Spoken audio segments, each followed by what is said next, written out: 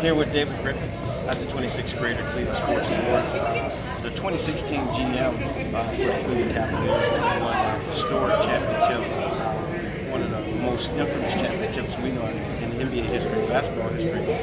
David, real quick, putting together a team like that, with the type of payroll that you had to keeping guys around, how were you able to manage to keep things afloat and try to keep people happy?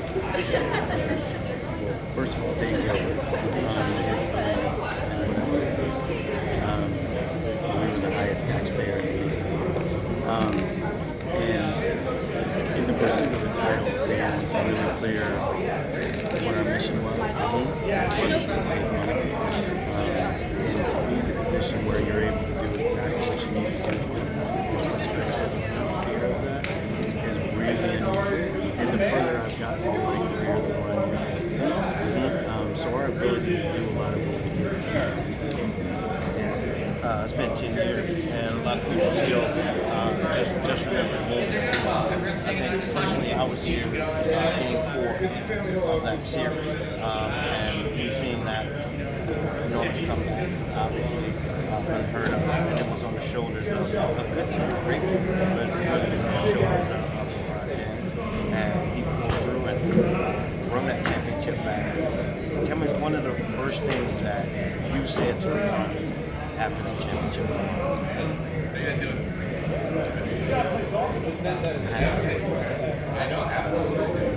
I knew what it meant.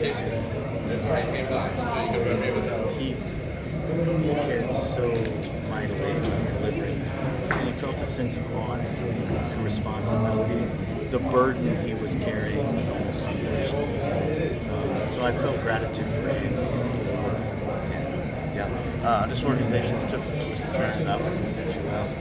We got a great owner, David Griffin. He does a great job still trying to put the team together and get players up years.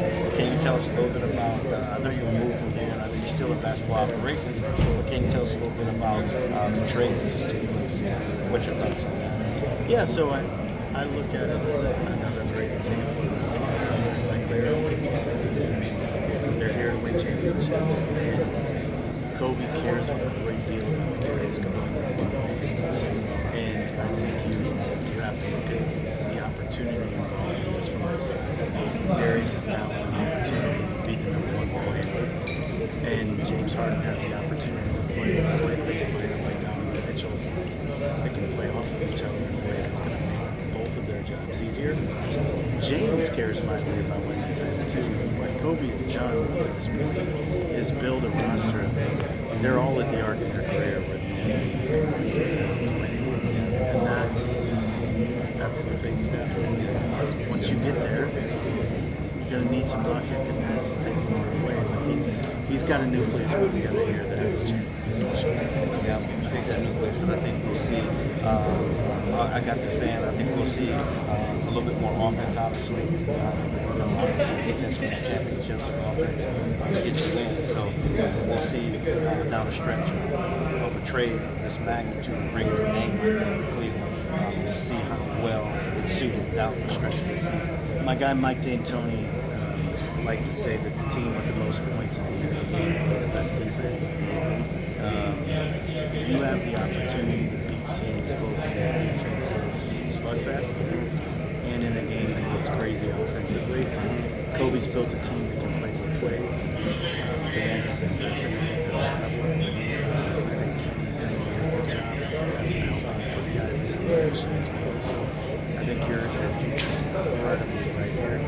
And what's being done here is far more difficult in terms of the caliber of the Eastern Conference they're playing against than what we had. Absolutely. Hey guys, we're here with Dan Griffin. 2016, 10 years ago, they won one of the biggest NBA titles, I think, in my lifetime, and able to see that and how much it meant to the city of Cleveland, how much it meant to the city of Akron, and the players that played on that team. They appreciate it. Thank you. Appreciate it.